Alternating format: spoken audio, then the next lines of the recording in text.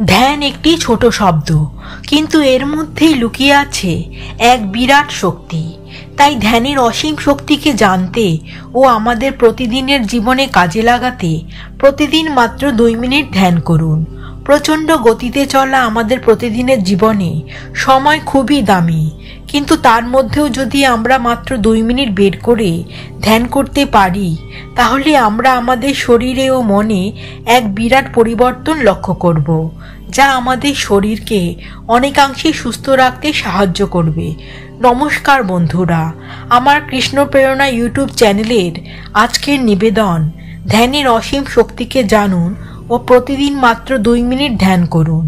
বন্ধুরা, এখন আমাদের রোগ ব্যাধি হলে প্রথমেই আমরা ডাক্তারবাবুর কাছে যাই ও তার কথা মতো ওষুধ খেয়ে শরীরকে সুস্থ করতে চেষ্টা করি, কিন্তু আমাদের সনাতন হিন্দু শাস্ত্রে বহু জায়গায় ধ্যানের অসীম শক্তির কথা উল্লেখ আছে।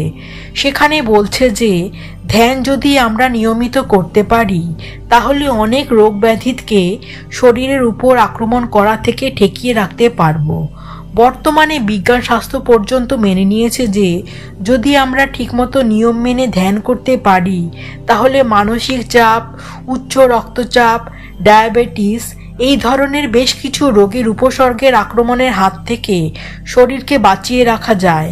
কিন্তু তার জন্য আমাদের সঠিকভাবে জানা দরকার আমরা কিভাবে ধ্যান করব, কখন করব, কি তার নিয়ম পদ্ধতি।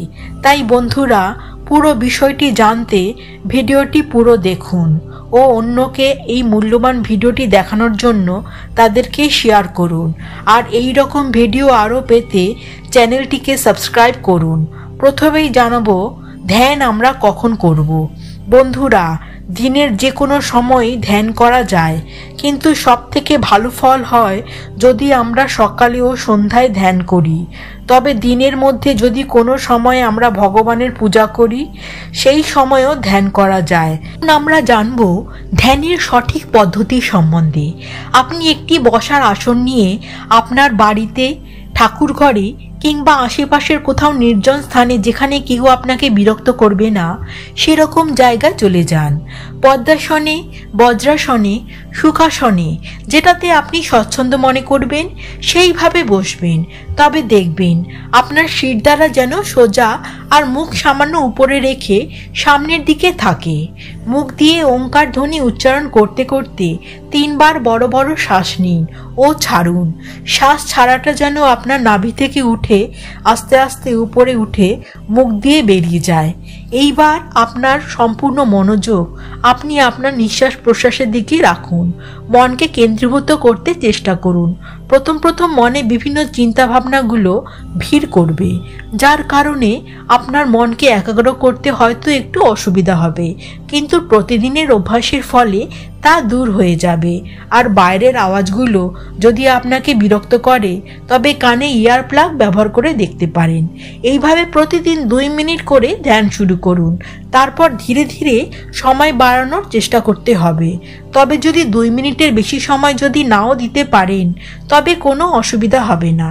এইভাবে টানা 21 দিন ধ্যান করার পর আপনি নিজের ভিতর থেকে একটা পরিবর্তন অনুভব করবেন। আপনার মনে হবে মন যেন অনেক হালকা হয়ে গেছে। মানসিক চাপগুলো আর শরীরে যেন বিশেষ প্রভাব ফেলতে পারছে না। শরীরটাও যেন বেশ ঝরঝরে লাগছে। টানা 21 দিন এই পদ্ধতিতে ধ্যান করার ফলে ধ্যান করাটা আপনার একটা অভ্যাসে পরিণত হবে, যেটা আপনাকে একটা সুস্থ ও সুন্দর জীবনের দিকে নিয়ে যাবে। তা আমি গ্যারান্টি দিয়ে বলছি। তবে আজ আসি বন্ধুরা, সবাই সুস্থ থাকুন। জয় শ্রীকৃষ্ণ।